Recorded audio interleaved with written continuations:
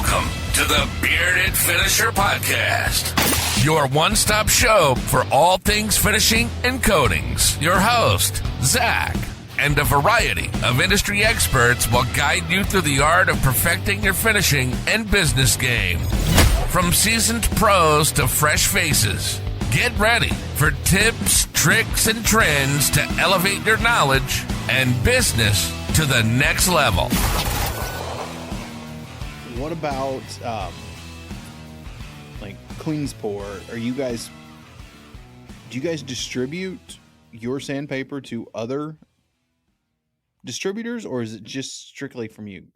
Yes. Actually into our own competitors too, into their shops. So if you're a mom and pop shop, let's say that you're a PPG paint shop, locally owned, and you can buy whatever sandpaper you want to, we can put that in the store. It's simple box though. It's not pretty box. It doesn't look like Gator. It doesn't look like Surf Prep. It's just a simple cardboard box that says Klingspor on it. And it has some numbers on the front, like your grit and stuff. We don't put a lot into the packaging. But the cardboard is actually key to keeping the paper inside the moisture content down. Because I will say that if you have any kind of belts, if you have any kind of paperback discs, you want to keep the moisture out of them as much as possible. So you don't want to store them on the truck, for instance, if you're going to the job site, because I call it tacoing. So if you have a paper disc and you have it in a regular like storage container, for instance, plastic, and you live in a place that has high humidity, that bad boy will taco. And then, of course, if you go try to put it on your sander, it may not adhere right. You may have issues on your performance. Belts is another thing. As soon as you get too much moisture on it, that glue joint pops right off. Moisture is the number one enemy. Yeah, I can see that. Yeah.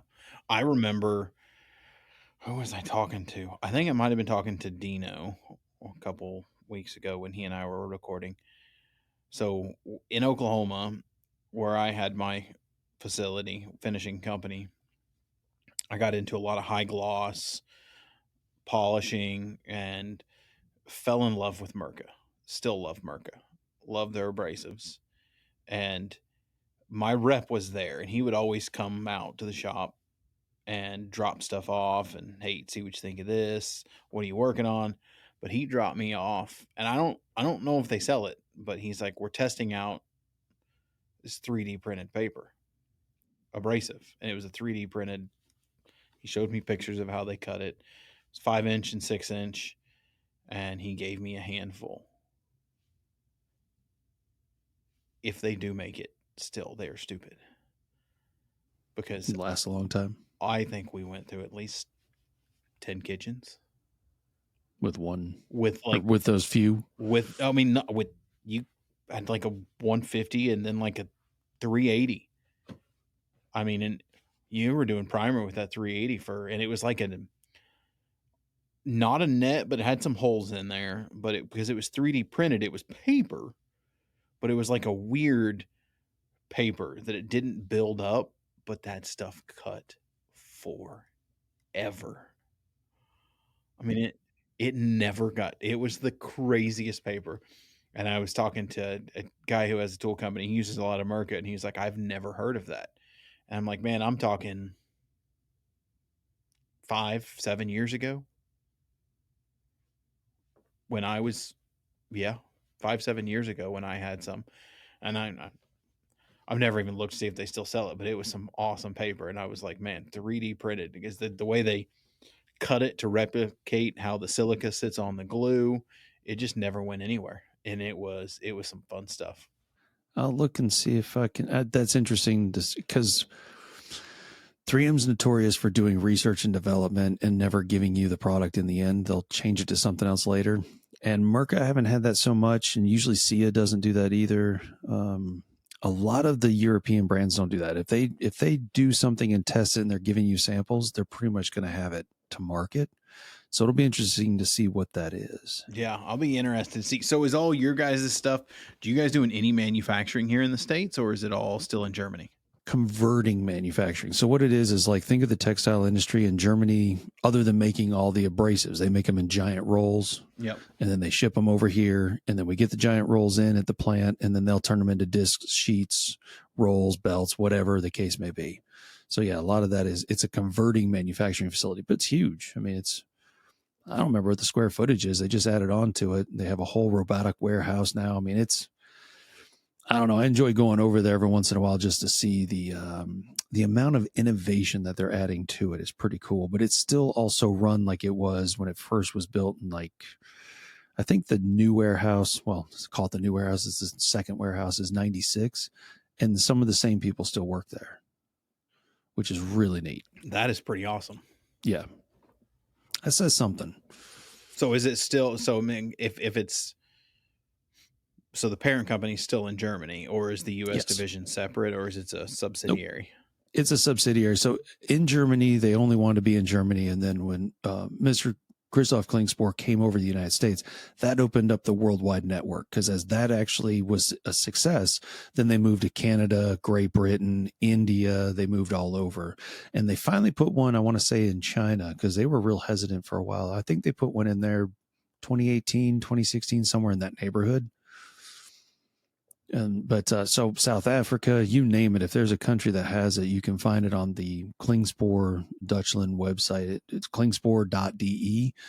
So like if you're an international listener, for instance, you're wondering if there's a Klingspor Abrasives near you, you can go there and basically you just click on your country and it'll tell you the contact information. It's pretty cool. Okay. That's pretty awesome. Yeah. I'm going to have to look it up. I mean, I don't do hardly any finishing. I mean, I think the last time I did some finishing, I was repainting some walls in our motorhome. Yeah, well, that's the beauty of abrasives, though. You can use it for anything. I tell you one true. thing you probably could use for the motorhome is called these Sandflex blocks. Have you ever heard of those? I mean, I've heard of sanding blocks. No. So Sandflex block is a really interesting idea. It's old rubber that's been vulcanized, and then they add silicon carbide grit to it. They bake it into literally cookie sheets is what they look like, and then they slice it up in these little, like, I think they're 3x2 by 1 inch thick. And so it's an impervious rubber block that has grit all throughout. And it comes in 3 different grits. It's a red, green, and yellow. And you can use it on anything. That's the cool thing about them, is that, like, for instance, I don't have one on the desk, of course, but I'm not trying to make this into a selling thing. But what's really neat about it, because it's rubber, you can use any chemical you want to with it. It's not going to hurt it, soak into it, do anything like that. So let's say you had tools, for instance. A lot of times gardeners will use them on their actual tools, because you can sit and push as hard as you want to with it. It'll cut, but it's not going to wear out because it's all the way throughout. And then if you want to add oil, if you want to add a cleaner, doesn't matter. You can add whatever you want to the tool while you're sanding it. So a lot of times in the springtime, we'll have a lot of cast iron tabletops, people getting out of getting into the swing of summer, and they have a lot of rust on their woodworking tools. These are great for that. Use the medium, which is like a 120 grit, and you just sand the rust right off. Because the silicate is in the rubber. Yep. And silicon carbide fractures as you use it, but it still stays the same grit consistently. So that way it's always 120 grit no matter what. So if you use it now, 10 years from now, it's the same cut, consistent. But the other thing I like, and the reason I first found out about them, was molding.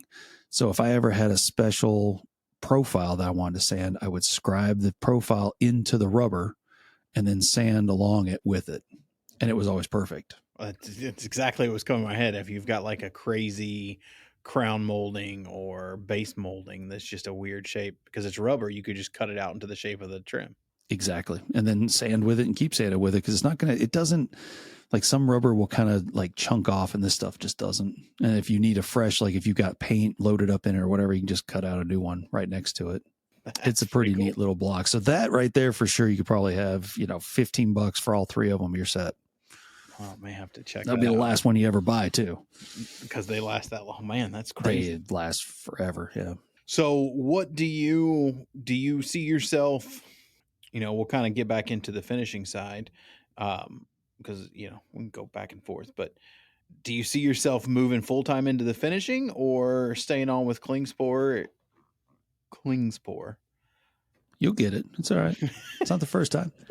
No, I would really like to. And at the same time, I would miss the customer part of it, because I really enjoy talking to people. Because, I mean, the beauty of this job is that it doesn't matter if they're a big YouTuber.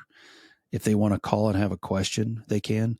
If they're a huge cabinet shop that's like, hey, Mike, we're doing this new thing now. What do you guys think you should sand with that? I absolutely love that. Not that I'm a know-it-all or anything. It's just the fact that someone would call and say, "Hey, I've got this really crazy thing. What do you think?" And it's kind of like a brainstorming session every time they call. So I love that part of it. So I don't think I would ever try to. I mean, they'd have to get rid of me before I'd quit. Let's put it that way. But if I went to like part time, for instance, and did full time, but I got to answer the questions, emails, whatever the case is, I kind of enjoy that. So if I didn't do Klingspor anymore, what I'd probably do is start a radio show where you call in, like the car guys back in the day. Oh, yeah. I love that whole format to where anyone could call in with a question. If you got someone else next to you that knows more about certain areas and you can bounce off each other, because the Whatnot podcast was kind of that idea that Chris and I had started. When was that? 21, 20, somewhere in there. But the podcast that we used to have was all about basically just answering the questions that were constantly every day on both of us. You know, because Chris is the other. Yeah, Chris Smith is the other guy over at Klingspor's Woodworking Shop. Okay, he's been there for, I don't know, 20 years. But what his deal was is that he got into the areas that I didn't want to get into. And then I would get into the areas that he didn't want to get into. So we never really overlapped too much, but we always learned from each other. So it's not like I don't care about CNC. It's not something I want to do, but I absolutely am interested in it. So if someone asks a question, I'll read up on it. I'll check it out too while he's answering it. So I kind of have an idea, but it's not something I ever want to be like, yes, I know about CNCs. No, absolutely not. I'll pass that on. So if it came to it and, you know, there was that opportunity wasn't there anymore, then that's what I'd probably end up doing. So how long did you guys do your podcast? 2 years. I think we ended it in 22 at some point because he had gone through some personal issues and so did I. And then we just it's hard to believe it's 2025 sometimes. I don't even know what happened to 23 and 24. I was there for it, but I don't remember it. I get it. My son is 7. He turns 8 next month, July 20th. He turns 8. And I was just talking to my wife about this. I'm like, he's going in 3rd grade. Like, what the hell happened? Like, he was just born and we were at his first birthday in Colorado. And I'm like, now he's 8 and in the 3rd grade and kind of a pain in the ass sometimes. But dude, preaching to the choir, man. You know, as a dad and the whole thing, when you're working hard and you're trying to do your own business, whatever you're trying to do for yourself, and you have the kids involved, it's amazing to sit back and look at pictures. Like, I'm really kind of glad that there's Facebook memories because I can look at it and be like, holy crap, that was 5 years ago. He looks like he's tiny. Like my son now just turned 16. Holy crap. And what's amazing is that he was like little in 2020. Now he's taller than I am. And it's like, when did I don't remember it happening. It just slowly increased every day, I guess. Yeah. I mean, they say you don't realize how fast time goes by. And when you have kids, it kind of hits you and you're just like, that's when it just speeds by and you wake up and one day and you're like, your kid's graduating high school and you're like, what? Wait. I heard guys say that all the time and I never quite got it, but there'll be times where I'll look back in messages and it's like, oh, I was supposed to get back with him on that. And holy, what? That was 3 years ago? Like, geez, I'm a jerk. I had no clue. I thought that was last week. Oh man. I need to cut some more because, you know, prior to getting the studio here, I'd set up every day I had a recording. I'd set up my equipment in our bus and kids were at school and that's when I do my recordings, but I wouldn't always get it put away. So I'd come home and after I pick the kids up and I'd be putting away. And I mean, my son's always like, Dad, can I record one? Can I record a podcast? So I'll turn it on and hit record. And there's probably like 6 episodes on here that are just him. Like, and he's like, hey, everybody, welcome to the Bearded Finisher podcast. I'm doing it today. And I'm like, that's man, awesome. I've got to get those out on YouTube because they're phenomenal. Like, absolutely. And there's one out there, and, you know, it doesn't matter to me what politics are. I try not to talk about them too much. But there's one where I'm sitting on the couch and he's sitting in the chair. And you don't realize how much soaks in. But he goes on like a 30. I mean, he's 7. It was just this year. He goes on right around the election. Oh, boy. It's a full 30-minute rant on politics and who's good, who's bad, explaining the candidates to the camera. And I mean, it's gold. It is hilarious. I mean, it's like politics from a 6-year-old. Absolutely. We'll see when the kids watch. I don't watch television as much. Like I just kind of stopped. And it's so funny. I'll be like, so what's on the news today? Like, tell me what you're hearing. Tell me what's going on. Because I like to keep up with what they're hearing and saying. And then I'll keep up with all the reasons. Like, I don't look at one source. I'll look at several sources and kind of get an idea. It's just how I grew up. Make your own mind up. What? Make your own mind up and just take the little facts that like, that makes sense. That doesn't sound right. Whatever the case may be. So I love listening to them tell me about what they heard and what's going on and whoa, yeah, tell me about that. Like what's going on with that. And the election was hilarious because they got into it. They were never into it before, but they got really into it. And they would have both of them. It's a daughter and son. And the daughter's 19 and son's 16. So therefore they're close enough to where they have opinions, but they're not the same. It's great. And dude, they would go back and forth. And my wife and I would just sit and listen until they got to like, they never got arguing about it, but they would get to a point where it's like, all right, knock it off. Like you guys are getting heated over no reason at all. But it was fantastic. It really was. Oh man, I just remember you got to release them. I need to put them out on YouTube. I'll have to throw them up on the channel and some of them are, man, I'm gonna have to go through and look at him. He's wanting to do one. He keeps asking me, he's like, can I be on an episode with you? And I'm like, all right, I tell you what, getting ready to turn 8. We can talk about you being on an episode, but you got to come up with enough things to talk about for like 45 minutes and I got to approve it. But you run the show. You ask me questions. So I'll watch that one because it's so crazy to listen to what they're absorbing, what they want to say about it, how they grab pieces of information and how they conclude whatever they don't understand into what they do understand. It's fantastic. You know, what'd be awesome is if you take the AI video and you did it with like babies, you did it with Bigfoot and you just put his voice to that. I think you would get a kick out of that. Ask him what he would want to be in an animated form talking about this and see what he does. That's a good one. I mean, I did a couple of videos, Riverside, the app that I use here. Doesn't do the ape, the gorilla or whatever you want to call it. But it does the babies, it does cartoons, and it'll re-render the video. So I did a couple that I've shot out as reels out on social media. And I mean, it was so funny because it did me as a baby and I showed it to my son and he's like, is that what you look like without a beard? That makes sense. He had never seen you without it. Never. I mean, my wife seen me with a goatee, but within like, I don't know, 30 days, I started growing a beard out. So my wife's never seen me with no facial hair and the kids have never seen me with no beard. This is like the shortest they've ever seen my beard. So they're just like, is that what you look like without a beard? Is that what you look like as a baby? I'll never forget my dad had the very Amish looking thing in the late 80s. I'll say that, like just the beard that he had and the mustache. And then one day I come home and it's all shaved off. I remember screaming because I didn't realize who that guy was in the bedroom with my mom. Because he was just sitting there. They weren't doing anything. They were just in the bedroom and, hey, Michael, come in here. So I come in there and I just remember screaming and running out the door. Like, I don't know who that guy is. My wife tells this story. Her dad's always had a mustache his whole life.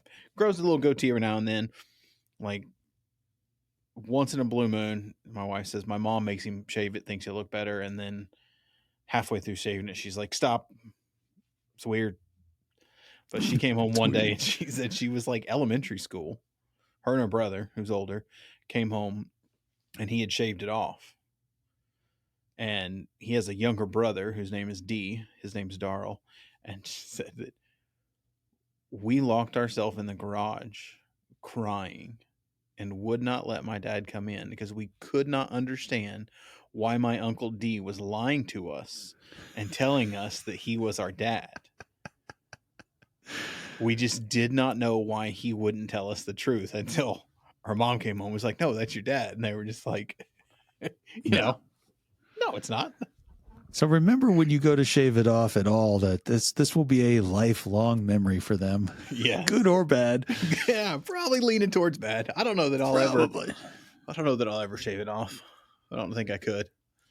Yeah, I have to say I've had this goatee since I was 17 and don't know. It was just one of those spur of the moment things. It was 1997. Let's grow a goatee.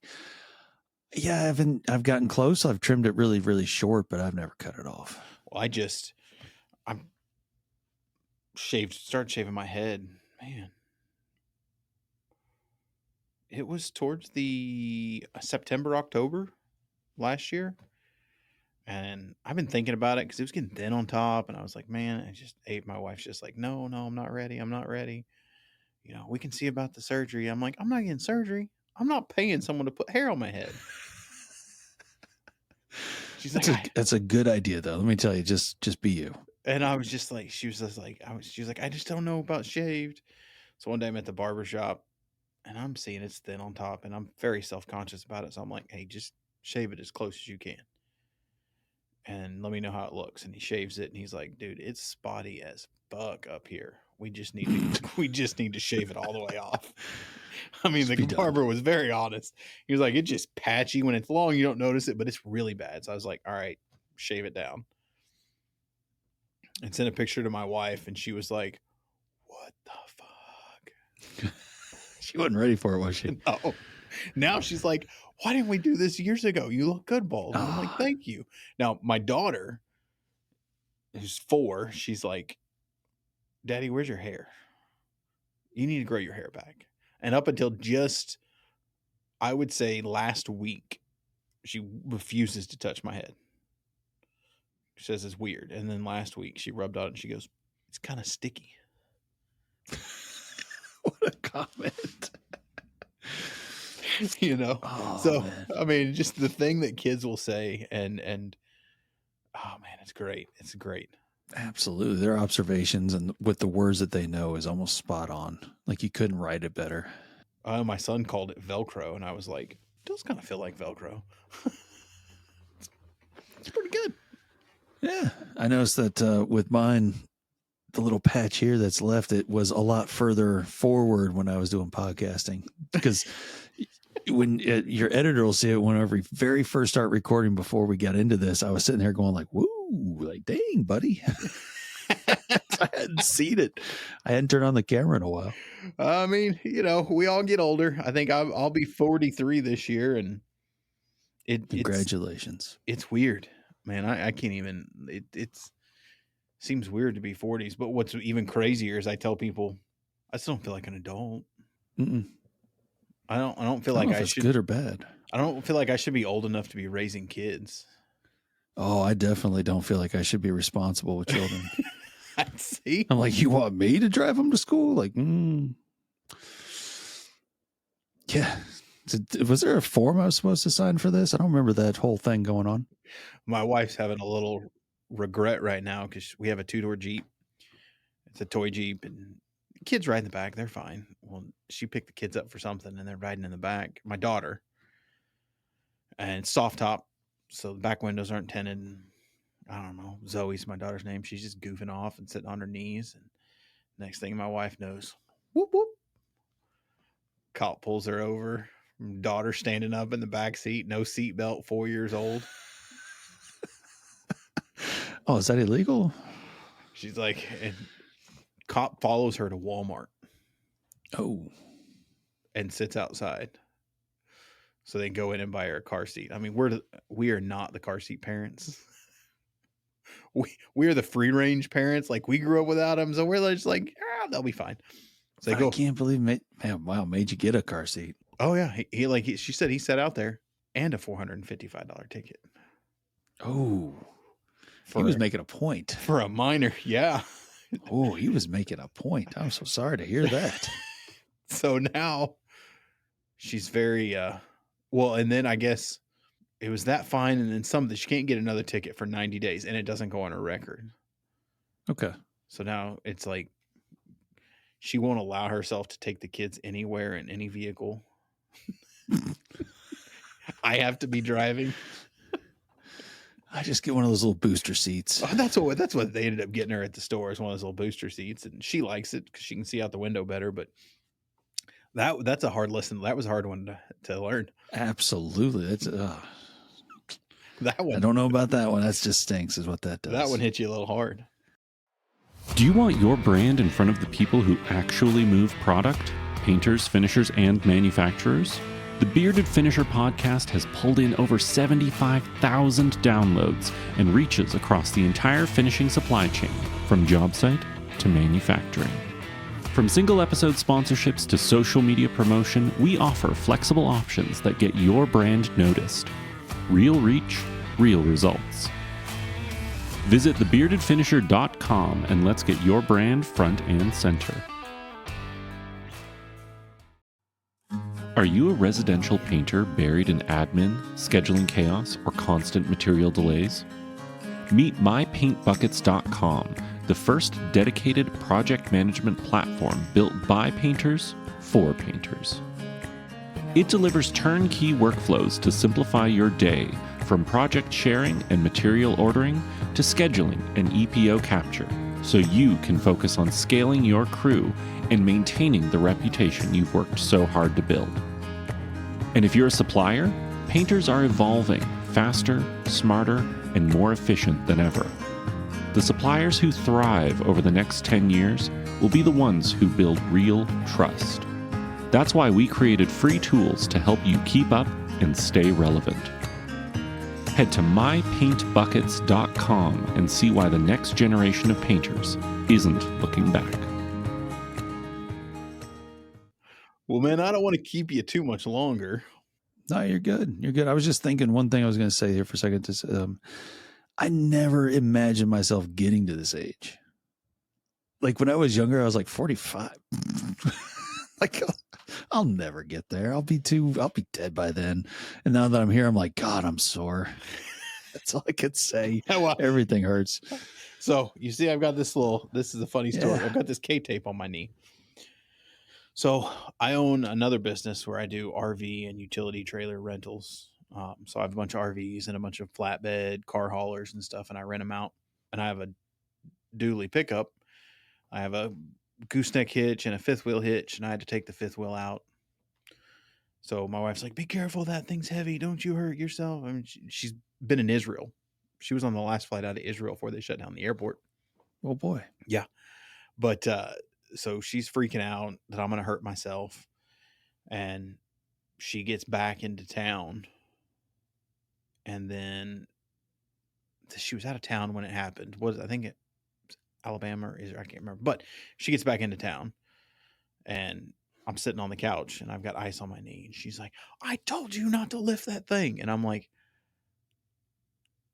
I was changing the light bulb in the bedroom and my knee did something weird. Oh. And she just starts dying laughing. I'm like, I'm old. I get it. Don't make fun of me. Lifted like a 350-pound steel structure out of the back of my truck and walked it like 20 feet without a problem. Go to change the light bulb and my knee quits working. It was that extra bit of weight from the light bulb. Yeah, it's like getting old, man. It's not fun. I mean, I don't get how things just break or get sore the next day. And I'm like, I don't remember sleeping wrong, but man, my neck is like, and then a week later, it's like, it's still there. It's not gone away yet. What's happening? She keeps telling me, she's like, "You need to go to the doctor." And I'm like, "I'll be fine. It feels better than it did yesterday. And that's better than the day it was before. So it'll get there." Like, we don't need a doctor. We don't need to bring a doctor. And then you re-injure it by a light bulb. Yeah, totally get that. Well, I was going to say my father-in-law, I remember asking him, because my dad passed away years ago. So my father-in-law, I lean on him quite a bit. And I remember we were just having drinks one night and I was like, "So when do you feel like a grown-up?" Like, I mean, he's 72, still goes skiing, still very active. I'm like, "When do you feel like an adult?" And his answer was, "Well, for me, it was when I had to wipe my dad's butt because he was in a wheelchair," which was like 10 years prior to that. So I'm like, well, it's good to know that I'm not the only one who doesn't feel like adult, and he was in his 60s. So I'll take it. Yeah, absolutely. I don't know what it is. It's going to like flip a switch that says you're an adult. I mean, you get bills and you have all that fun stuff, but you had that earlier in life too. So I don't know. I guess that makes sense though, when you're having to do that job that really would put you as being an adult. That makes sense. And I'm like, well, I guess I'll never be an adult. And he was like, well, I didn't mean it like that. And I'm like, no, it's okay. I'm not wiping any van's ass. I'm good. I'll just My dad's bypass not that here, adulthood. so I just don't need to be an adult. I'm good with that. It was just a subtle way of telling him that you'll have to get his daughter to wipe his butt. Yeah, I'm That's not what that wiping your was. butt. I didn't even think about that, but that's a good point. Yeah. It's a nice subtle way of putting it. I like that. I like that. Well, man, this was an awesome conversation. I do Thank you. like to end every episode with 2 questions. The first one is, what's Mike outside? I mean, clearly you have 2 jobs, so there's probably not a ton of free time, but what's something interesting or a hobby that you have that's not finishing related? So I've always been into music, and with the recent, I don't know, technological advance into things, I write music, and I have a lot of fun doing that. And the reason I started doing it was for Klingspor. Instead of paying money for like a licensed song. Oh my God, it's so expensive. Exactly. I was like, well, I mean, it's like I can do that. Like it's not that it's not hard. I don't want to put anyone down who's doing music because it is ridiculously stupid hard. But I was like, I can just do something on piano, but it would force me to learn the piano, which is something I didn't do since I was 6. I did it and I was like, yeah, it's not for me. But now I'm kind of forcing myself into music theory because I was in a band at the same time I started doing a lot of refinishing in the late 90s.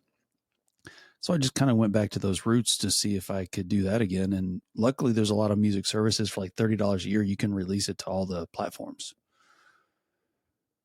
So like the Whatnot podcast, I did the intro to that. That's really what really kicked it back off for me. That's pretty cool. Yeah, I've just went through all this with my editor I've got some ads running for advertising space and my consulting services and putting music behind it and trying to license it because you're generating income off of it. It's insane. Yeah. And he's like, I mean, there's stuff you can go to YouTube and type in like the free music or whatever. And I'm like, I'm not above it being a little bit corny. I'll go find the free music because it was like tens of thousands of dollars. Oh, and the bad part is the artist doesn't get that. That's crazy. Yeah. So like so far I've made 11 cents. Where's all that money going? Exactly. I don't know. Not to me. That's insane. But I'm not in it for the money. I'm just like, you know what? I have this.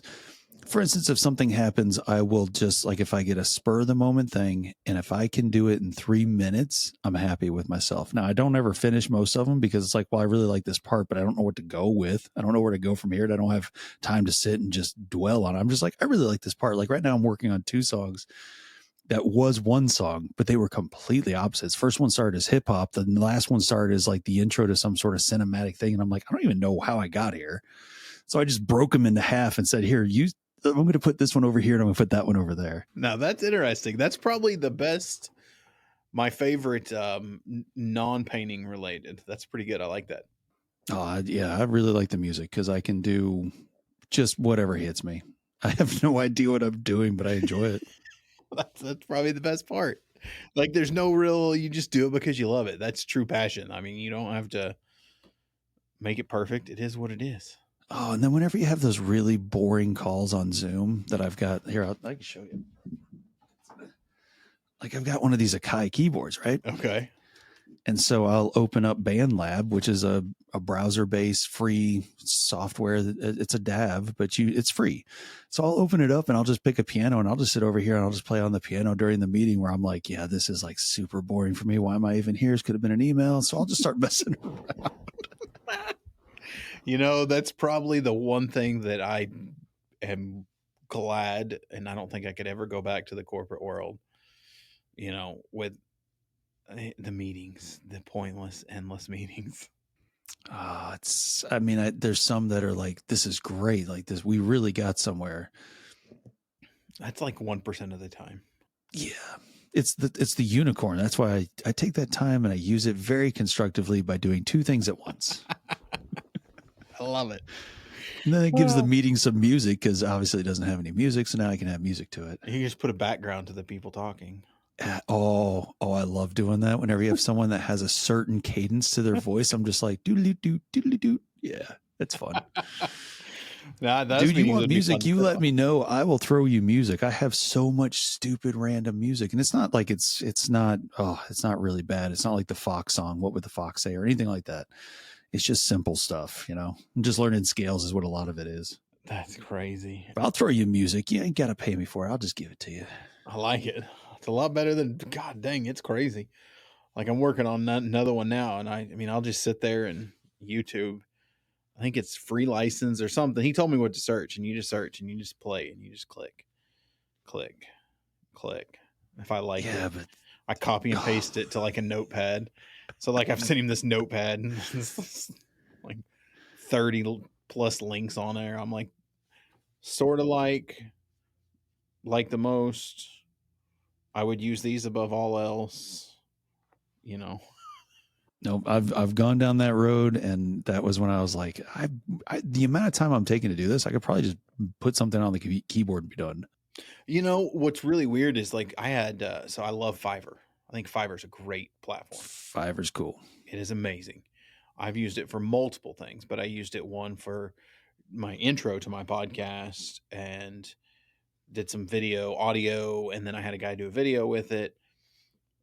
But I reached on there to get some music for ads, and like they want X amount to make it, and then they want it's like thousands of dollars a year to keep using it. Yeah,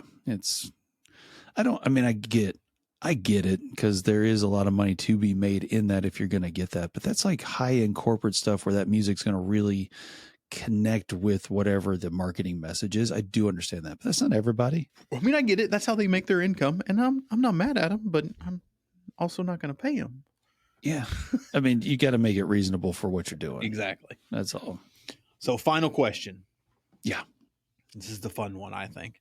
You today, Mike, 45, out to lunch, runs into 19-year-old Mike. What's the top piece of advice you're going to give him? Boy, 19-year-old Mike. Or is 19-year-old Mike giving 45-year-old Mike advice? Which way is that going to go? Well, I was going to say that it would be that, you know what? So when I was 18, I had the opportunity to go to the Universal Technical Institute scholarship, 100% scholarship paid. So I go work on cars. My dream was to go work on NASCARs, go work on drag cars, go work on something with engines that we could go down the track. But I was in a band at the time, and I thought that was more important. So I picked like that. every 19-year-old should. Like every 19-year-old. So I think if I ran a 19-year-old self, I would say, you know what? There's time for that later. But at the same time, I wouldn't trade those years of being in a band, touring, meeting artists, seeing those artists grow. I wouldn't trade any of that.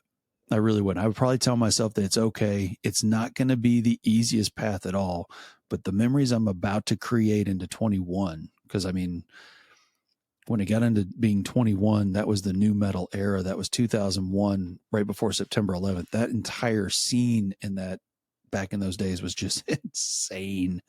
You could go anywhere, do anything, and it was like everybody wanted to see you. It was so cool. So I wouldn't trade any of that.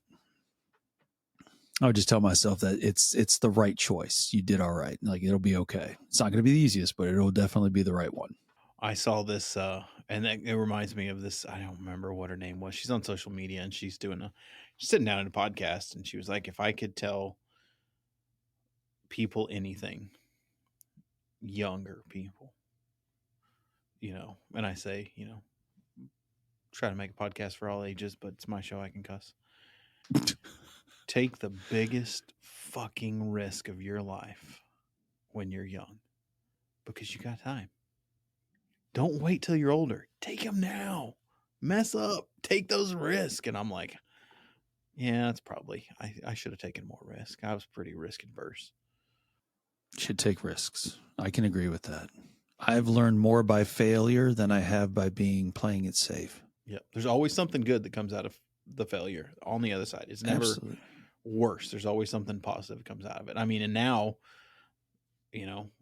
you're always afraid. You're always, and that just kind of gets a little real, but you're always taught, go to work for someone, go do this, go do that, get a good job, get retirement. Man, I wish I knew then what I know now, because it's like, take risk, how easy it is to start businesses, multiple businesses, and how easy it is to get access to the money. Like, if you know that at 19, there would be so many more entrepreneurs out there, but everything tells you to go get a job and play it safe. And you're like, God dang it. But I think in a way, if we didn't take the jobs then, to see how the things were structured, that when we go to start our own businesses, we know the things we don't want to do. That is a good If point. we jumped in with the money and we started doing things, then we probably would have had a lot more failures to get to where you have the experience of working for someone else, how they like to do their things. You say, that's cool, but it's not for me. So you know how to change and how to finagle things. Like, I definitely think starting a business at 20, it wouldn't have lasted that long. Starting a business at 45, I can see it going for at least 5. I can see the 5-year goal happening. At 20, what job? That's what a business? good point. That's a good point. I'm going to go out and drink. Yeah. Now that you say that, I do think that. But, now I'm like, God, I wish I would have started businesses a lot sooner, because, this RV business was multiple business I've started, but I've decided, we bought a business, and I'm like, oh shit, that's way easier than starting it from the ground up. I'm not starting it from the ground up anymore. No, it's already established. Already has clientele. I'm just going to buy businesses, buy the boring businesses. Like, I'm not starting them from the ground up. That's for the birds. That takes too much effort. That's for the 19-year-old. That's exactly for the 19-year-olds. Yeah. That's when you got enough time and energy. Yes. Now the kids go to bed at 9. You're like, it's 9:30, too early to go to bed? Yeah. Or it's like, can I get something done before 11? Probably not. Just go to bed. Yeah. Yes. Oh, man. Well, this has been an awesome conversation. Had a lot of fun. This has been good. Thank you for inviting me. I really appreciate it. I appreciate you coming on. Definitely have to have you back on. We can anytime do a round robin and maybe get Chris on. Yeah. And I can get him. And then if you want to start doing, the thing you were talking about earlier, and I'm sorry, I don't remember if it was in between or not, but the having like a finishing thing, how to get started, materials. Yeah. If I can be a part of that, that would be fantastic. Oh, definitely. I can do that. I'm in. Let's talk about it. Yeah. Well, if you guys aren't following Mike, you've got Klingspor Woodworking. And what's your social media, Mike? I'm at Duff Style. So Duffstyle. I feel like I need a Duff beer right now. Yes. That was the nickname back in the band, and I just kind of kept it. But the YouTube channel is Finishing from A to Zig. Okay. And I don't have a lot on there. I had some that I did, but I'm definitely going to be cranking out some more, because I get a lot of questions, and I think a video would just be easier to answer it. Yeah, definitely. Make sure I get those, and I'm going to put them down in the show notes so you guys can go follow him, check out his YouTube channel. If you're not subscribed to mine, man, get down there, push the subscribe button. It helps me a lot. Again, Mike, dude, awesome episode. Thanks for coming on. And you guys stay tuned for more episodes coming up. We'll see you next week. And that's a wrap on this episode of the Bearded Finisher Podcast. We thank everyone for joining. Keep hustling, keep learning, and never settle for anything less than your best. Remember, the path to perfection is a journey, not a destination. Until next time.